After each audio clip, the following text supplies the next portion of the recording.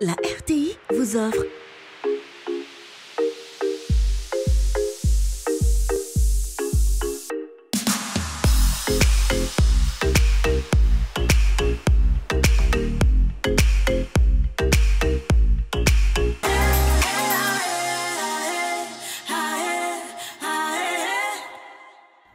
Bonsoir et bienvenue, excellent week-end à vous, à toutes et à tous et merci en tout cas de nous suivre sur RTI 1.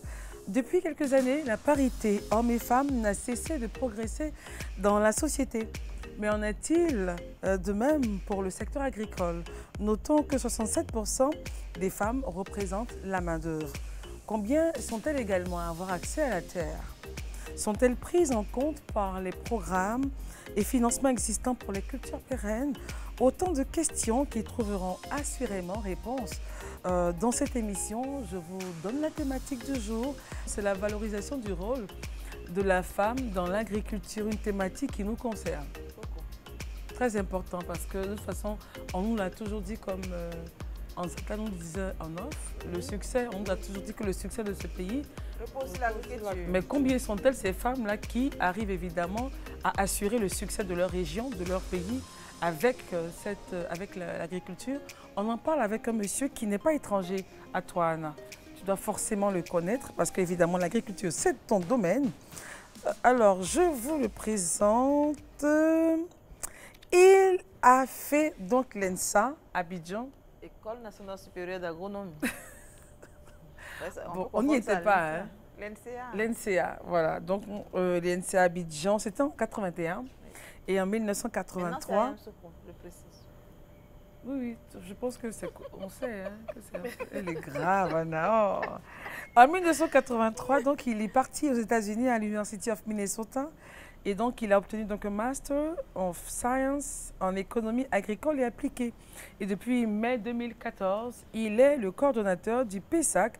Donc, entendez, projet d'appui au secteur agricole. Avec lui, nous parlerons donc du rôle, de la valorisation du rôle de la femme dans l'agriculture. Avec votre permission, mesdames, on le fait venir. C'est bon, c'est validé, bon. Il vient. D'accord, monsieur Aguero, venez s'il vous plaît. Merci d'être là ce soir avec nous, c'est un honneur. Je vous présente Steffi Joyce. La dame en rouge, c'est Abby. La dame en bleu, c'est Ansata Ouattara. Et je ne vous présente pas Anna Bailly Traoré, sous le nom de ABT. Voilà, connue sous ce nom-là. Alors, merci. Ça va? Et ce week-end, il s'annonce bien chez vous, la famille, tout le monde va bien. Merci d'être là avec nous. Hein. Merci. OK. Alors, le blind test, c'est la première petite rubrique de cette émission. 4 questions, oui ou non. Et vous avez un joker, mais à utiliser au cours de l'émission, si toutefois il y a quelque chose à ajouter sur une question. Abby Diouf. Alors, monsieur Agnero, êtes-vous prompte à faire les tâches ménagères? Oui. Bon, Steffi. Pensez-vous que le temps use ou tue l'amour? Non. Le temps ne tue pas l'amour, il est prêt à faire les tâches. Seriez-vous prêt à garder une femme qui s'est battue avec votre mère? Oui. Il est prêt à garder une femme qui s'est battue avec sa mère. Anna. Monsieur Agnero, un artiste ivoirien dit dans une de ses chansons, tu perdras de l'argent en suivant une femme, mais tu ne perdras jamais une femme en suivant de l'argent. Êtes-vous d'accord avec cette assertion? Non. Bon. Ça, Dieu fasse qu'on n'oublie pas, parce que j'ai 2 petites questions, j'ai déjà fait des éclaircissements à avoir au cours de cette émission. La question d'Anzata et cette question. Garder une femme qui s'est battue avec sa mère, et puis la question de l'artiste, ça c'est Zouglou, n'est-ce pas, Anna? Oui, je savais. Oui, je savais. Je savais. C'est le coup de cœur. Alors justement, on reste avec Anna, et cette fois-ci, ce n'est pas du Zouglou, c'est plutôt son édito, regardez.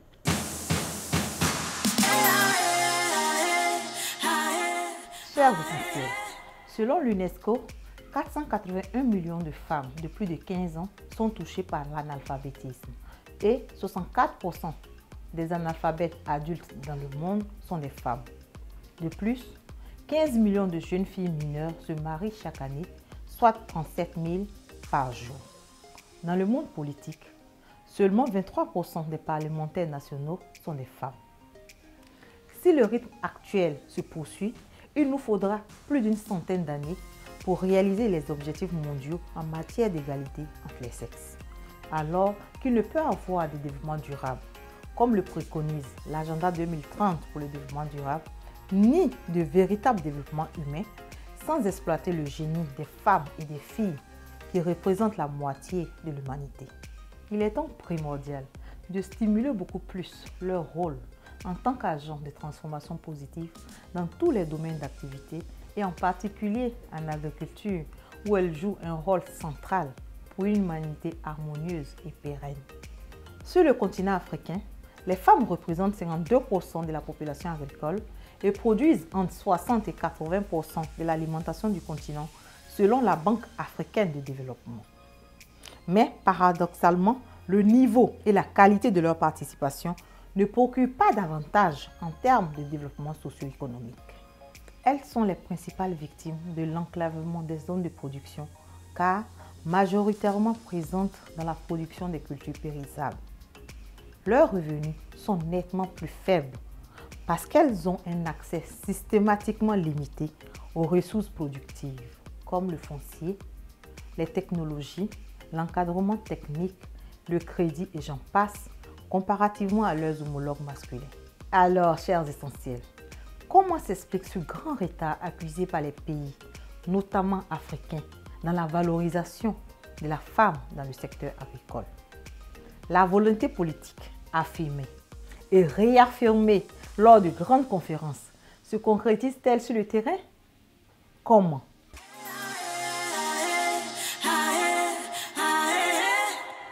Alors, merci beaucoup Anna. Merci Christelle. Monsieur Agnero, vous le savez, et je le rappelle pour ceux qui viennent de nous prendre en marche, la thématique c'est la valorisation du rôle de la femme dans l'agriculture. Est-ce qu'il est important d'aller à la promotion et à la valorisation de ces femmes-là? Est-il nécessaire de le faire? Absolument, parce que les femmes jouent un rôle primordial dans la chaîne de valeur de l'agriculture, depuis la production jusqu'à la transformation et même à la commercialisation. Donc, il est important qu'on les appuie, qu'on leur apporte le soutien nécessaire pour à développer l'agriculture et s'épanouir. Au travers de votre projet, oui, on dit? Je voulais dire que tout le monde est unanime sur le fait que les femmes jouent un grand rôle dans l'agriculture, mais on ne comprend pas pourquoi jusqu'à présent les moyens utilisés sont assez archaïques, alors qu'il existe des moyens plus modernes. Donc, comme on a affaire à un technicien, j'espère qu'il va exemple de moyens archéologiques, c'est ça? D'abat, machette, un rosoir à ce stade-là. Voilà. C'est une bonne question. Effectivement, ce n'est pas faute d'avoir essayé. Il y a eu des tentatives de mécanisation. Tentatives, on retient ce mot, tentative. De motorisation de l'agriculture, notamment au nord où la végétation s'y prête mieux. Et les cultures, il s'est avéré que les producteurs, que ce soit hommes comme femmes, n'avaient pas le niveau escompté pour gérer ces moyens modernes. Et il n'y avait pas aussi un environnement favorable, notamment en matière de maintenance de ces engins, si bien que ces engins sont retrouvés en panne et dorment dans les cours, comme on peut le constater au Djenné. Comme des pièces de musée. D'accord. Ça te permet, Abi? Pourquoi n'y avoir pas songé avant? C'est-à-dire que bien avant de livrer ce genre d'engin, pourquoi n'avez-vous pas songé justement aux inconvénients? Je pense que c'est faire preuve quelque part de proactivité. Oui, prévoir. Vrai. Ceux qui ont démarré cela n'ont pas... Ah, c'est pas vous, c'est pas le programme. Je parle des années 80. Je parle des années 80. Mais dans les années 90, avec la structure comme la CIDT, quand la CIDT a repris, alors elle a installé des ateliers de réparation mécanique. Et ça a permis de développer la mécanisation intermédiaire avec ce qu'on appelle des bouillets ou des fangas, qui sont des petits tracteurs de 20 chevaux, à la place des tracteurs de 50 à 60 chevaux. Oui, mais quand c'est 20 chevaux ou 5 chevaux, est-ce qu'on a quelqu'un qui arrive, qui a la connaissance, la maîtrise pour la réparation? On a formé des mécaniciens de niveau CAP et on leur a construit des ateliers où on pouvait à des distances raisonnables venir réparer son tracteur. Et ça a marché. D'accord. Avec Anzata, elle nous donnera là en fait quelques petits secrets pour voilà, mieux rentabiliser ces associations-là. Écoutez-la. Voici Secret de Femme pour vous.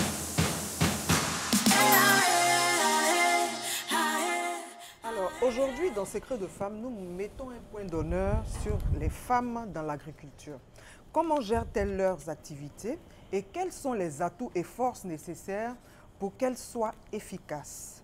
Alors, la première des choses que nous avons relevées, c'est que les associations féminines, il faudrait qu'elles assument pleinement leur rôle. Et ce qu'on a constaté, c'est que la plupart de ces associations, à la tête de la plupart de ces associations, ce sont des hommes qui assurent la présidence et souvent même la comptabilité. Et lorsqu'il y a des structures d'aide qui arrivent pour parler projet ou des besoins des associations, ce sont encore des hommes qui sont les porte-parole. Alors, cela doit changer. Les femmes doivent pouvoir se prendre en main.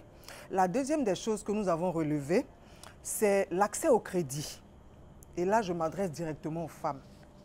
Chères mamans, chères sœurs, lorsqu'on vous octroie les crédits, c'est pour faire prospérer votre activité. C'est pour travailler. Et c'est de l'argent que vous devez rembourser. Cet argent ne vous appartient pas, donc de grâce, ne remettez pas cet argent à votre mari pour qu'ensuite il vous donne une petite partie. Cela peut compromettre votre activité qui, à l'origine, c'est pour faire fructifier votre business. Le troisième point, c'est la formation. Prenez des cours d'alphabétisation. Il n'est jamais trop tard pour bien faire, pour apprendre surtout.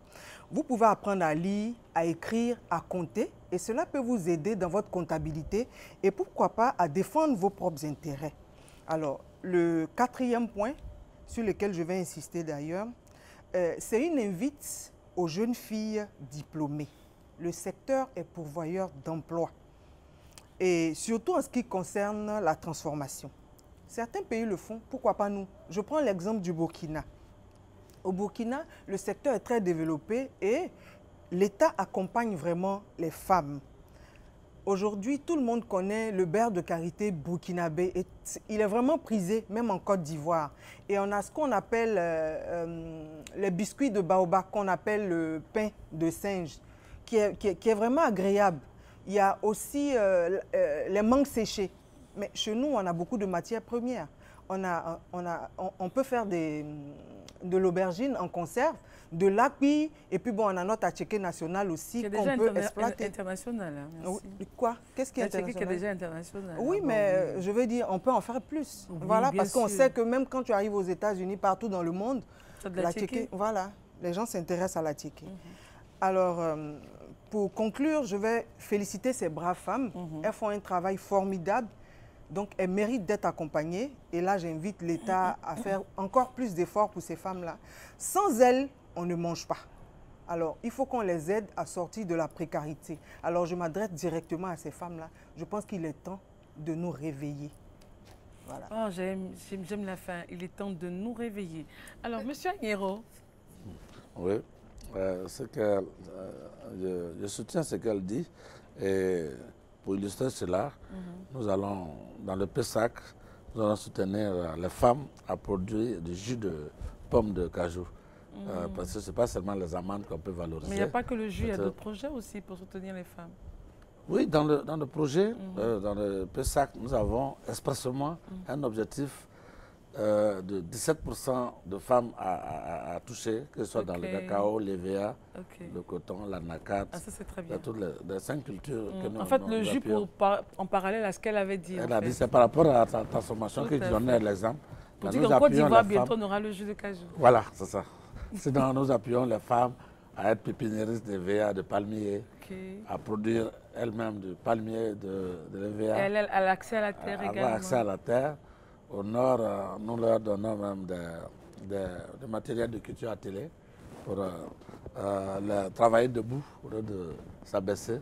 Donc, nous avons le projet, de façon volontariste, appuie les femmes.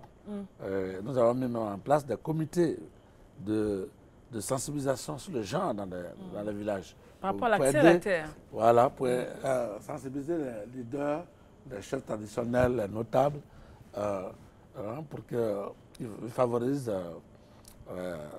l'héritage, des terres par les femmes, l'octroi de terres aux femmes. D'accord. Anna, Merci avant Abi. beaucoup. Merci beaucoup, Christian. En fait, moi, je vais d'abord réagir sur la chronique avant de revenir sur les propos de notre invité. La chronique de Anzi nous ramène à un problème un peu plus global. Vous savez, en dehors de la loi d'orientation agricole qui a été adoptée l'année passée, en 2016, les documents antérieurs ne prenaient pas en compte les besoins spécifiques des différents acteurs sur le terrain. La question de l'agriculture telle que pensée, définie dans nos différentes stratégies, dans le programme national d'investissement agricole qui vient de s'achever en 2015, n'allait pas dans le détail des individus, hommes, femmes. Alors que dans l'agriculture, chaque acteur a ses besoins spécifiques. Donc, si aucune stratégie n'est développée pour adresser les problématiques que chaque acteur traverse, qu'on gère la problématique par filière de façon globale, on aura du mal à toucher les individualités sur le terrain. Ça, c'est un. Ce qui veut dire que pour améliorer la productivité des femmes, leur rendement, améliorer leurs revenus, il faut développer des actions spécifiques. Ça, c'est de un. Maintenant, ma deuxième préoccupation, c'est l'entrepreneuriat, la transformation de nos produits agricoles. Nous sommes dans les documents cadres de notre pays actuellement, nous sommes dans une phase de transformation de notre économie. Il faut passer des matières premières à des produits finis qu'on peut mieux vendre. Alors que dans ce secteur, la femme a un rôle majeur à jouer. Est-ce qu'il y a des stratégies claires qui sont définies pour les impliquer suffisamment dans le processus de transformation de notre économie? Et pour ça, je pense que les ministères doivent travailler de façon concertée. C'est pas fait en ce moment? Il faut intensifier. Il faut intensifier. Même dans le cadre existe. Notre pays a une politique nationale de l'égalité du genre. Mais combien de documents cadres sectoriels au niveau des différents secteurs font référence même à cette politique? Il faut faire référence à la politique pour penser, intégrer ces stratégies dans les documents cadres des différents secteurs. Pour l'instant, ce n'est pas fait? Ce n'est pas suffisamment fait. C'est pas fait, suffisamment mais ce n'est pas suffisamment. Non, ce n'est pas suffisant. C'est-à-dire que les secteurs qui intègrent les documents cadres au niveau des différents secteurs, qui font même référence à la politique genre, sont assez limités. Ok, donc il est important de faire référence, de les intégrer et de travailler de façon concertée pour que l'industrialisation, la transformation des matières premières au niveau de nos différentes localités soit une réalité. D'accord. Monsieur Agnero, réaction avant de passer à Abi? En tout cas, je pense qu'au niveau du ministère de l'Agriculture, il y a une conscience, une volonté. Il y a même une cellule genre qui est créée au niveau du ministère pour intégrer mobiliser, pour intégrer ces aspects. Et on les intègre beaucoup d'activités. En tout cas, il y a une place qui est faite aux femmes. Beaucoup d'activités et le résultat. Est-ce qu'on a un résultat probant? Permet qu'Abi intervienne. Oui, Abi avait demandé la parole. Moi, je rejoindrai un peu Anna. On a fait l'état des lieux, on a identifié les problèmes, on a mis sur pied des stratégies. Encore faudrait-il opérationnaliser ces stratégies, stratégies genre et tout ça, opérationnaliser le plan d'action en fait de ces stratégies-là, prendre des mesures donc d'accompagnement, s'attaquer aux vrais problèmes, faire un véritable renforcement de capacité et la coordination également avec les différents acteurs qui devraient être en synergie, en parfaite synergie pour éviter tout ce qui est déperdition et tout ça. Et aussi l'intermédiation, mettre les femmes en relation avec les institutions de microfinance et l'accès au crédit et surtout leur apprendre à négocier des prêts, leur apprendre à économiser. La gestion de ces prêts. Exactement, et à rembourser surtout ces prêts. Oh, voilà. Je suis forte. Tout à l'heure, il a parlé de cellules de genre qui sont installées. Moi, j'aurais aimé savoir si... Au ministère de l'Agriculture. Voilà. Est-ce que quand même on parle des droits à ces femmes? Est-ce qu'on fait la promotion des droits, la promotion du genre en tant que tel? Parce que c'est vrai que vous êtes focalisé sur l'agriculture, mais est-ce que ces femmes-là savent qu'elles ont des droits? Est-ce que ces femmes-là savent qu'elles peuvent produire plus si elles ont une certaine liberté, si elles ont des financements et tout? La cellule de genre prend en compte tout ceci? C'est l'esprit, voilà, c'est vraiment de façon globale. Ce n'est pas seulement lié à l'agriculture. La cellule genre prend en compte tout cela. Tous ces aspects. Voilà. Tout à l'heure, elle a évoqué un sujet. Je voudrais dire qu'au niveau de l'agriculture, il y avait un programme vivrier qu'on appelle le WAP, qui a été mené par le FIRCA sous la coupe bien sûr du ministère de l'Agriculture et du Développement Rural, sur les cultures vivrières, bananes, manioc, maïs, etc. Et les femmes étaient vraiment au centre de la production jusqu'à la transformation. À certaines fois... Vous avez dit qu'il y a eu un projet, il n'est plus en... Bon, il vient de finir l'année passée et la deuxième phase est en train d'être montée. Il y a un petit flottement. Bon, qu'est-ce qui est prévu pendant ce flottement? Bon, après, je pense qu'on on reviendra sur le flottement. Ouais. Mais pour l'instant, nous, on reviendra sur la période de flottement. Mais pour l'instant, il y en a une qui ne flotte pas du tout. Dans ces informations, il s'agit de Abi Diouf, la femme de la presse pour vous maintenant.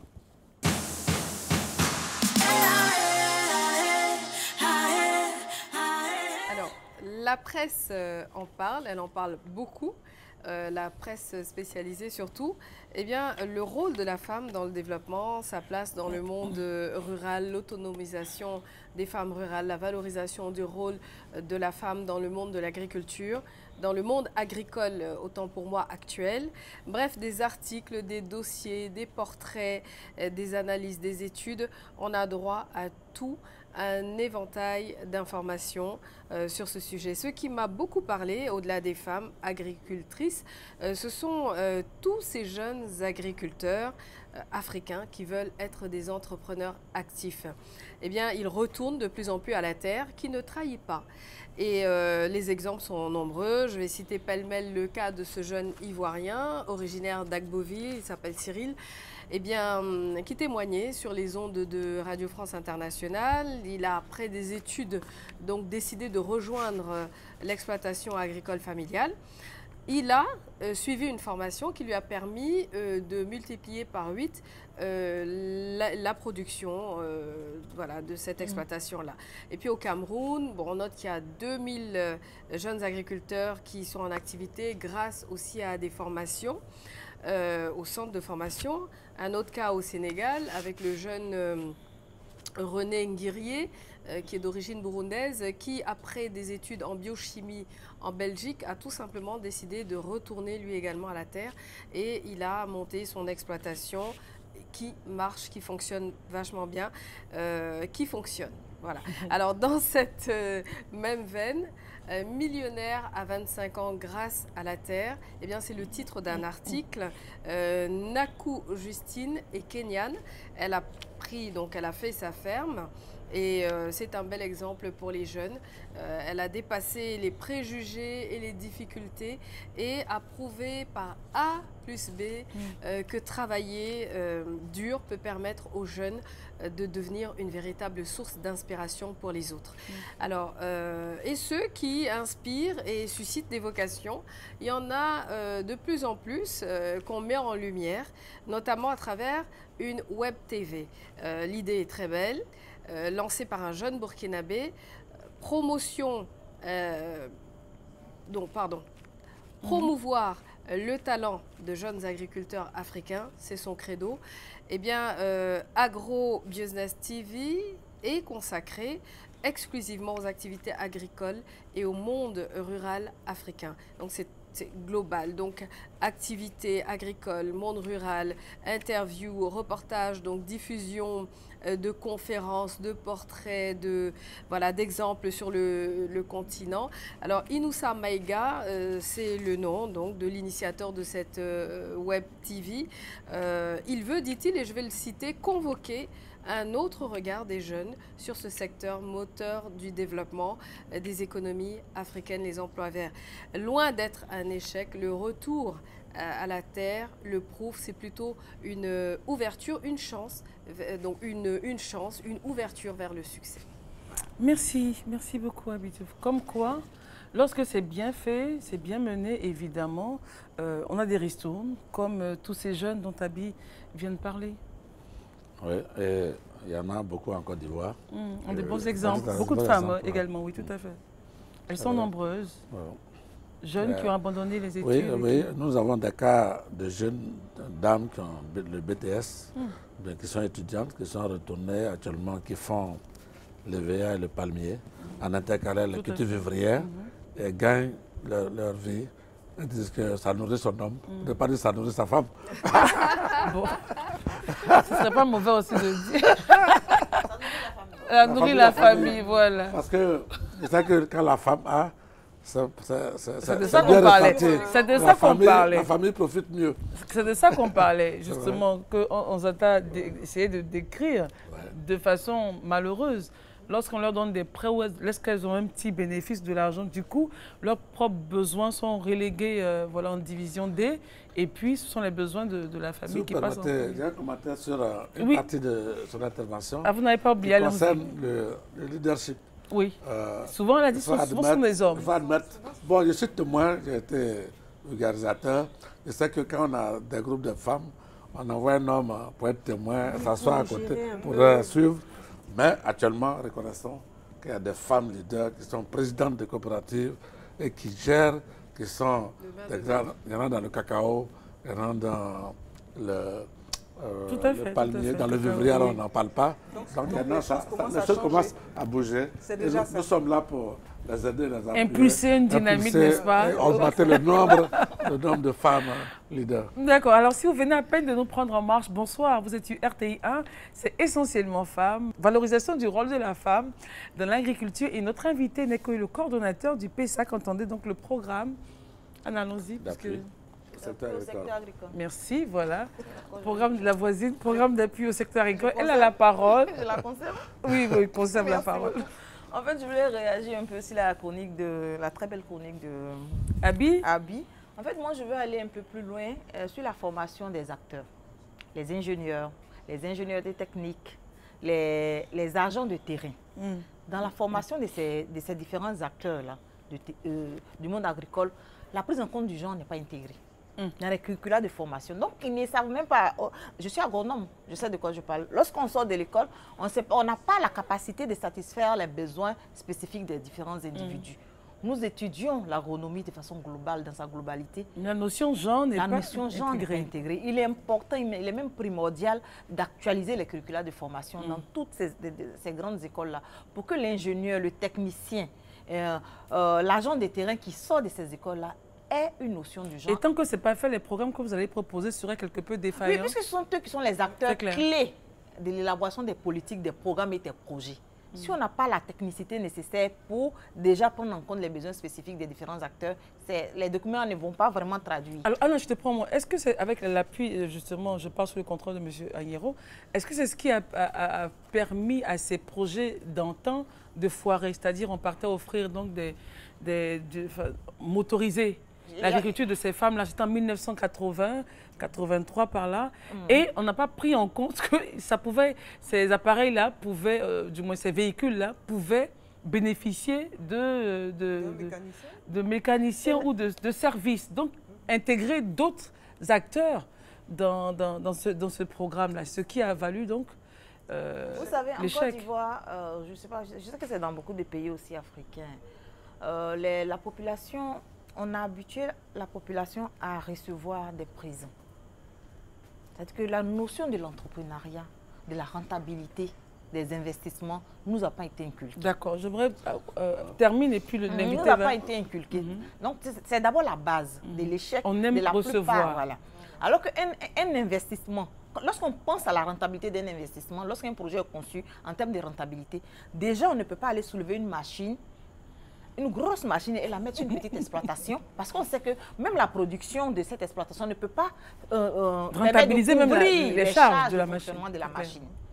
Donc c'est ça, en fait, l'évolution, je pense que le développement est une dynamique, on apprend de nos actions passées et la capitalisation des différentes leçons apprises nous ont amené aujourd'hui à nous dire que lorsqu'on veut impulser un véritable développement dans une localité, il faut mutualiser les efforts des différents acteurs, les prendre en compte dans leur secteur respectif pour que véritablement la dynamique soit amorcée.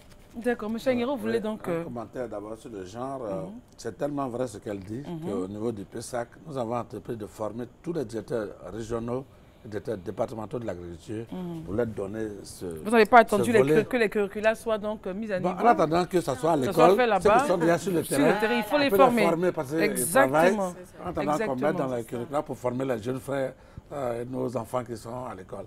Et on l'a fait aussi pour les encadreurs, les agents qui sont sur le terrain, nos techniciens sur le terrain, crois que ce qu'elle dit, c'est vrai, c'est important, puisque les femmes sont ont des très besoins importantes. spécifiques. Il faut qu'on les forme et que ceux qui les encadrent soient formés.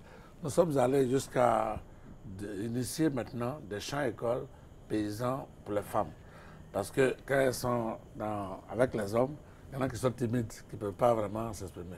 Les champs-écoles paysans, c'est des groupes où on vient former à intervalles réguliers, chaque 2 semaines, un groupe de 25 personnes. Souvent, il y a 2 ou 3 femmes dedans. Mais maintenant, nous avons initié des groupes de femmes. Là, elles sont entre elles. Elles apprennent, elles sont vraiment dégagées. Elles sont à l'aise. Elles sont à l'aise. D'accord. Juste après Confidence de Stéphie, on verra donc l'accès à la terre. Hein. Ouais. Parce qu'évidemment, on ne peut pas parler de ce sujet-là sans toucher ce point précis. Est-ce qu'on leur prête la terre? Est-ce qu'on leur loue la terre? Ou est-ce qu'elles sont propriétaires? On en parlera juste après Confidence. Okay. Stéphie qui voulait la parole, garde-la pour la confidence. On écoute Stéphie.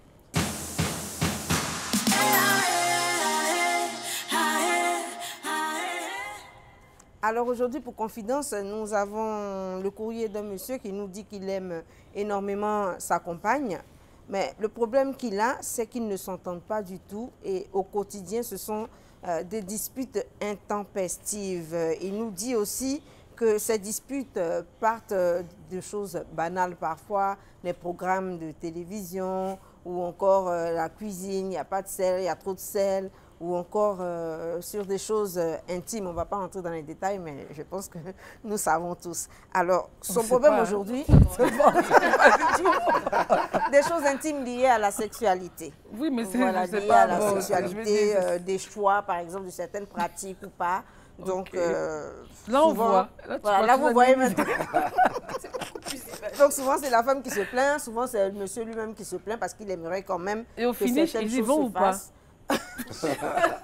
Je n'ai pas cette réponse-là.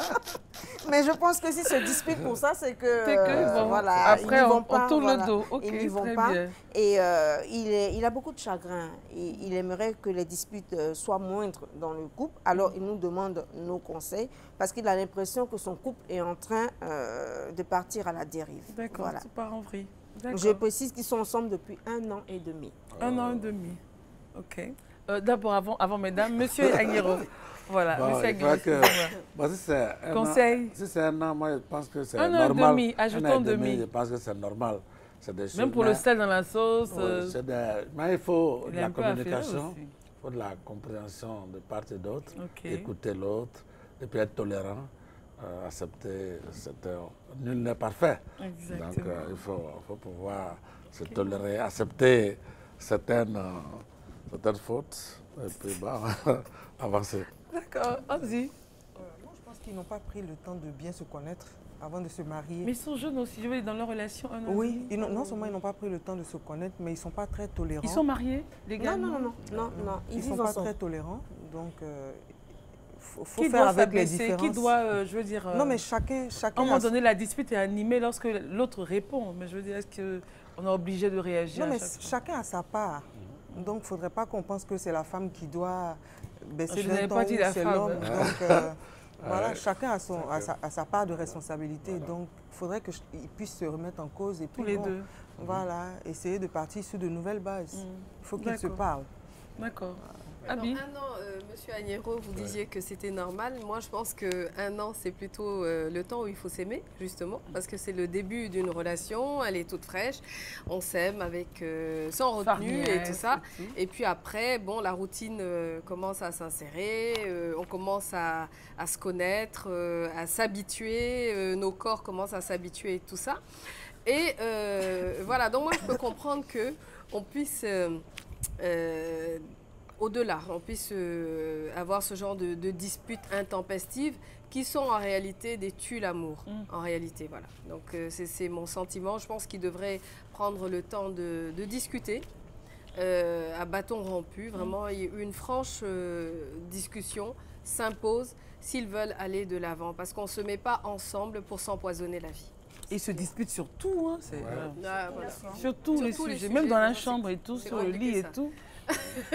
Merci beaucoup. Bon, monsieur, un instant, monsieur Aguero. C'est justement l'occasion pour un peu donner des éléments sur ma réponse à sa question. Avec le temps, Moi, je trouve qu'avec le temps, ça va se régler. Ça doit se bonifier, l'amour doit se bonifier et devenir meilleur. Parce qu'au début, il est vrai qu'il peut avoir un coup de passion. Et puis après quelques mois, ça s'effrite. Mais si, avec les conseils que nous donnons, de tolérer, d'accepter, de sacrifier un peu de soi, avec le temps, l'amour se bonifie. Avec le temps, c'est combien de temps? Avec le temps, tout s'en va. D'ici 3-5 ans, ils vont se calmer. Il y a des couples qui ont 7 ans, 8 ans, mais qui se disputent aussi. Hein. Énormément. Je peux donner mes D'accord. conseils. Oui, Anna, vas-y, donne tes conseils. Quand on dit 1 an, c'est le moment où on se découvre mutuellement. 1 an, c'est tout nouveau, tout beau. Mais c'est vrai en même temps qu'on est bien au lit.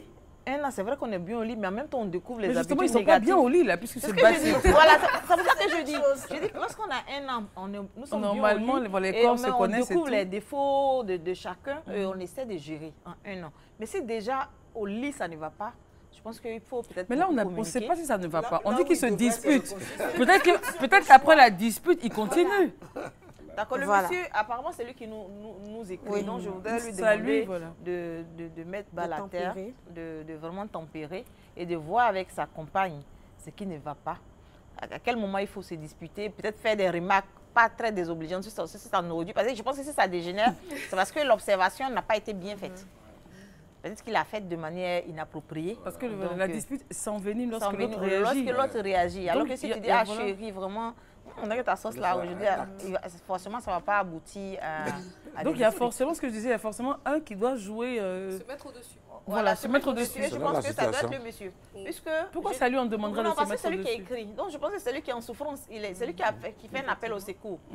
Peut-être que la jeune dame elle ne voit pas et se dit que le couple est en construction. Peut-être qu'il fait l'appel au secours au nom du couple. On n'en sait rien. Et c'est lui qui se plaint aussi du sel dans la sauce. Voilà, c'est lui qui se plaint du sel dans la sauce.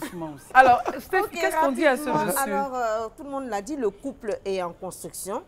C'est vrai que souvent on dit que les disputes sont parfois bénéfiques parce que ça permet justement au couple de se connaître et tout, mais des disputes intempestives, ça peut provoquer une séparation. Donc je conseillerais à ce monsieur, puisque c'est lui qui nous écrit, d'apprendre à parler de ses besoins et de ses attentes calmement. Je lui conseillerais aussi d'apprendre à éviter parfois les disputes. Quand on est trop fâché, on boit un verre d'eau, ça passe, ou on va prendre de l'air. Un verre d'eau glacé? Non, pas glacé. Pas glacé. C'est prouvé, on a des chiffres. Parce qu'ici, sur ce plateau, on est abonné chiffres. Non, je n'ai pas de chiffres, mais ça fait partie des astuces qu'on donne en général pour on respire un bon coup. Voilà, on respire un bon coup, ou on sort prendre un peu d'air, c'est toujours bon, afin juste quelques secondes pour justement essayer de faire passer la colère qu'on a en soi. Je pense qu'il devrait aussi faire asseoir sa femme à tête reposée, sa compagne à tête reposée, la faire sortir aussi, aller dans un endroit nouveau pour eux, et là ils auront tout le temps vraiment de discuter de leur problème. La cuisine aussi. Ah oui, ça c'est une bonne idée. Bon. La cuisine. Voilà, après Confidence, la femme dans tous ses états, une jeune fille qui s'est lancée corps et âme dans l'agriculture. Écoutons son histoire.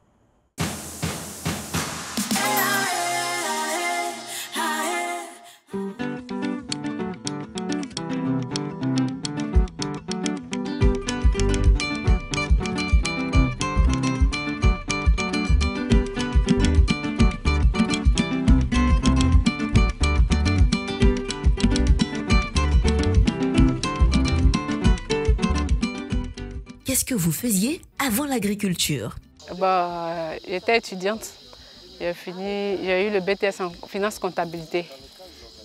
J'ai jugé bon de revenir au village pour faire des cultures. Quelle culture avez-vous choisi? J'ai choisi l'EVA-culture parce que je pense que c'est une bonne culture, ça nourrit son âme. Au regard de tout ce que j'ai vu concernant ceux qui ont déjà fait ces genres de culture. Comment avez-vous eu accès au plan? C'est grâce au projet PESAC. Voilà. L'année passée, nous on a bénéficié. Et puis cette année aussi. Chacun a eu 1 hectare, en moyenne de 600 plants à l'hectare, qui nous ont été livrés. Et puis on a eu à faire les plantings jusqu'à ce jour. On constate qu'il y a des cultures vivrières dans votre plantation. Comment expliquez-vous cela? Nous associons des cultures vivrières pour pouvoir se nourrir en attendant que les VA rentrent en production. Et puis ça permet de rendre la parcelle propre. Parce que plus tu t'intéresses au nettoyage des cultures, en même temps que tu fais, tu nettoies aussi ton champ d'EVA. Qu'est-ce que cette plantation d'EVA vous apportera? À la longue, le champ d'EVA va nous permettre de subvenir à nos besoins, de nous prendre en charge nous-mêmes, voilà, de pouvoir prendre des décisions nous concernant, voilà, nous épargner en quelque sorte, quoi. Avez-vous un message à lancer aux jeunes filles? Ouais, j'aimerais dire à mes sœurs de s'intéresser aux cultures pérennes, en particulier l'EVA culture, que ce n'est pas réservé qu'aux hommes. Les femmes peuvent y faire aussi. Ça nourrit son homme, comme on le dit. Et puis, à la longue, ça te prend en charge. Parce que plus tard, quand tu seras appelé à être vieille, âgée, tu n'auras plus assez de force pour faire d'autres cultures, ni le commerce. Or, l'EVA culture, plus ça prend de l'âge, plus ça nourrit son homme. Donc, je les encourage à exercer dans ce domaine.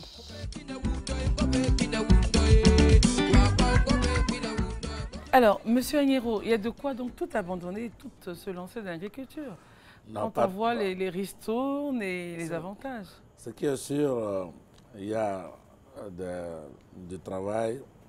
De l'argent aussi à se faire. On peut gagner de l'argent en faisant de l'agriculture. Et les jeunes dames l'ont fait. Elle n'est pas la seule. Il y en a dans le palmier, où c'est encore rapide. Dans 3 ans, tu peux commencer à... Dans le palmier? Oui, dans le palmier. Après de 3 ans, tu commences à avoir les revenus. Et il y a des cas dans le cacao où avec les brins de plantain mis dans l'intermédiaire, dans des intercalaires, on a rencontré une jeune dame qui gagne des centaines de milliers, pour ne pas dire des millions avec ça, en attendant que le cacao donne. Et ce qu'il faut retenir, c'est que souvent, on fait un mauvais procès aux cultures pérennes. Mais parfois, la culture pérenne favorise le développement des cultures vivrières. C'est vrai au nord, avec le coton, il y a toujours un assolement, le vivrier. Les hommes donnent la terre aux femmes pour faire le vivrier. Ils donnent ça comment? Ne me faites pas parler comme les enfants. Est-ce qu'ils donnent ça cadeau? Ou bien, voilà, ils cèdent. C'est leurs épouses. C'est la parcelle. Ils disent, bon, fais le vivrier de mars à juin, et puis tu récoltes, moi j'ai fait mon coton. Nous allons donc arriver à l'instant renversé qui est particulier aujourd'hui. L'instant renversé, pour ceux qui ne le sauraient pas, c'est donc ce moment, Monsieur Agnero, où on essaie de vous faire des choses qui difficilement, qui ne sont même pas, enfin, qui selon certaines intelligences, seraient demandées aux femmes. Aujourd'hui, vous avez ce rapport. Et il est dit, la légende dit, qu'il est difficile de faire à un homme 2 choses à la fois. C'est ce que la légende dit. Maintenant, vous allez essayer de faire mentir la légende ou de l'authenticité. Voilà. Donc, tenez ce rapport, et ce n'est pas un rapport qui est étranger à votre fonction, rapport sur le développement rural 2016. Ouvrez et prenez du FIDA. Ouvrez et prenez l'avant-propos. L'avant-propos. Donc, ce qu'on va faire, c'est comme si vous aviez une mission à confier à un de vos collaborateurs, à votre adjoint par exemple. Donc, essayez de lui envoyer un message avec les lignes, quelques lignes, les 3 premières lignes de l'avant-propos. Et puis, cette dame-là va continuer à vous harceler des questions. Vous répondez sans vous arrêter, pour voir si les hommes peuvent faire 2 choses à la fois. Si vous levez la tête et vous nous regardez, ça veut dire que vraiment Dieu nous a tout donné, quoi, nous les femmes. Parce qu'on devrait en fait avoir 10 000 bras, mais les 2 bras, en tout cas, nous servent à tout faire. Top départ, c'est parti. Voilà, tout à l'heure, on parlait de complémentarité homme-femme. C'est ça? Est-ce que, partenariat homme-femme avec complémentarité des compétences, c'est bien ça? Monsieur Agnero. Oui, je disais que l'exploitation, il faut voir l'exploitation familiale. Bon, c'est arrêté. Arrêtez de taper. C'est la première question. Ils s'est arrêté. Non, ils ne peuvent pas. C'est-à-dire ils ne peuvent pas. Alors que c'est une femme. Non. Eh oui, je t'écoute, ma chérie. D'accord. Alors, ce qu'on va faire, on va reprendre le rapport, M. Agnero. Et puis, on va prendre le portable pour voir si ce que vous avez écrit est juste. Parce que, essayez de lire vous-même. Avant propos, rapport de FIDA.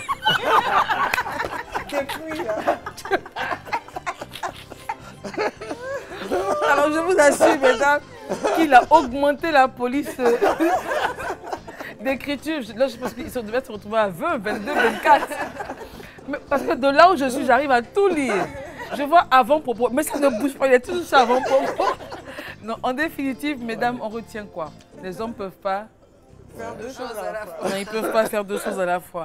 Voilà, nous sommes au terme de l'émission. Chacune aura donc son tour de parole pour la conclusion. Démarrons avec Abi Diouf.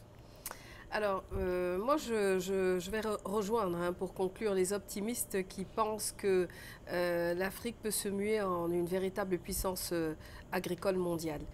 C'est possible, hein, il faut y travailler. C'est un travail de longue haleine.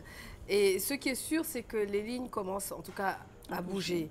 Les femmes, puisqu'on parle d'elles ce soir, constituent 70% environ de la force agricole du continent.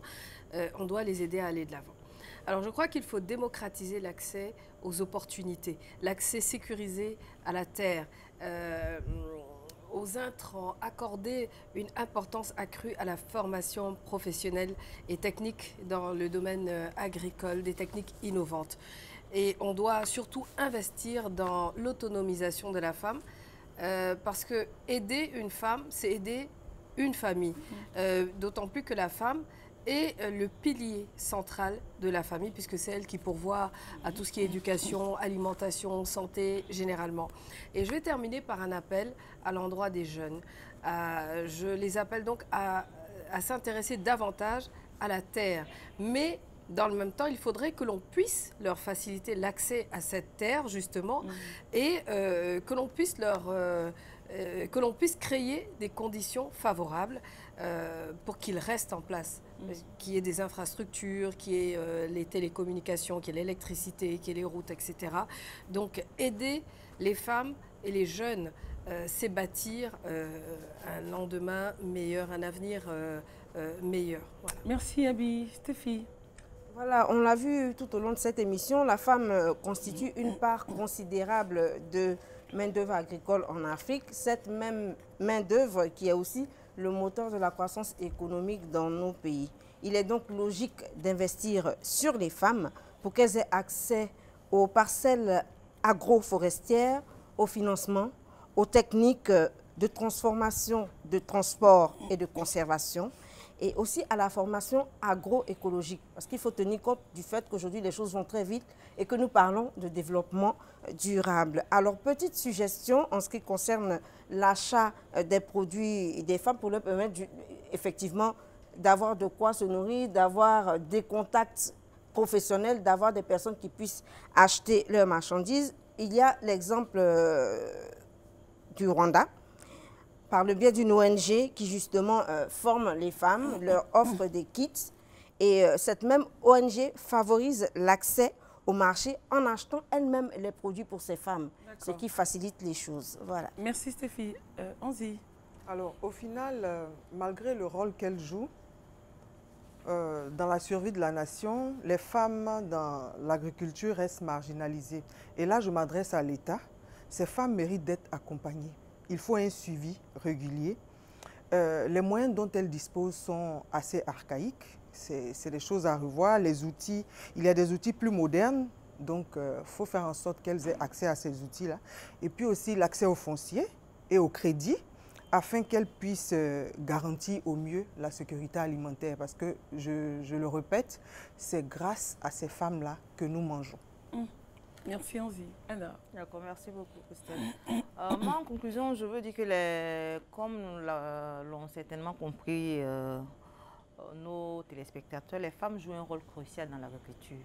Mais malheureusement, elles ont un accès limité comparativement aux hommes, aux différents services, aux technologies et surtout à la terre. Ces différentes contraintes-là entravent le développement de notre agriculture et de façon plus globale de notre économie. Donc, il est donc important que des dispositions idoines soient prises pour que les femmes jouent pleinement leur rôle. Parce qu'aujourd'hui, l'intégration du genre dans l'agriculture n'est plus uniquement une question d'éthique urgente, mais c'est surtout un défi économique. Parce que si nous voulons transformer notre économie, si nous voulons être émergents à l'horizon 2020, nous avons besoin de donner toute la place qu'il faut à la femme pour qu'elle joue pleinement son rôle dans ce processus de développement économique de notre pays. Alors, Monsieur Anguiro, vous avez assurément ce qu'on appelle last word, un dernier mot. Merci. Je voudrais indiquer que le ministère de l'Agriculture et du Développement rural a pris conscience au plus haut niveau des problèmes de genre et de l'implication des femmes, de l'appui aux femmes. Et tout à l'heure, je vous ai parlé de 17% au PESAC, au projet Agropole. La parité a été visée. Et là, vous voyez que même dans la loi d'orientation agricole, comme disait Ada, la femme est bien mise en bonne place. Donc, le ministère est engagé et je pense que les jours sont meilleurs pour les femmes dans l'agriculture, en tout cas pour ce qui est du ministère de l'Agriculture. Maintenant, l'appel que je peux lancer aux jeunes dames, c'est que le gouvernement est en train de monter des projets, que ce soit au niveau du PESAC ou à l'agropole à Yamoussoukro, où des femmes sont visées. Elles peuvent venir saisir cette aubaine. On peut gagner de l'argent avec l'agriculture, avec les jeunes dames. Il y a des exemples qui foisonnent, comme on l'a montré dans l'émission. Elles peuvent suivre ces exemples et s'épanouir avec l'agriculture. Merci en tout cas, M. Anguiro, et qui, je rappelle, est le coordonnateur du projet d'appui au secteur agricole, le PESAC. Et nous avons été très heureuses, en tout cas, de vous accueillir sur ce plateau. Merci beaucoup. Merci à vous, c'était un plaisir. Vous avez apprécié l'émission? Très bien. C'est gentil. Alors, en tout cas, je pense qu'il n'y a rien à dire. Chacune des chroniqueuses, avec évidemment M. Anguiro, a donné donc le mot de fin. Merci de nous avoir suivis. Rendez-vous sur notre page, la plateforme Facebook d'Essentiellement Femmes, pour vos réactions, propositions, suggestions. Avec beaucoup de plaisir, nous allons les prendre en compte. On se retrouvera la semaine prochaine pour une autre thématique avec le petit portail du mercredi à partir de 21h45 pour la rediffusion, on va dire. Et puis, mesdames, merci. Excellent week-end à tous et à toutes. Bye bye. Ce programme vous a été offert par la RTI.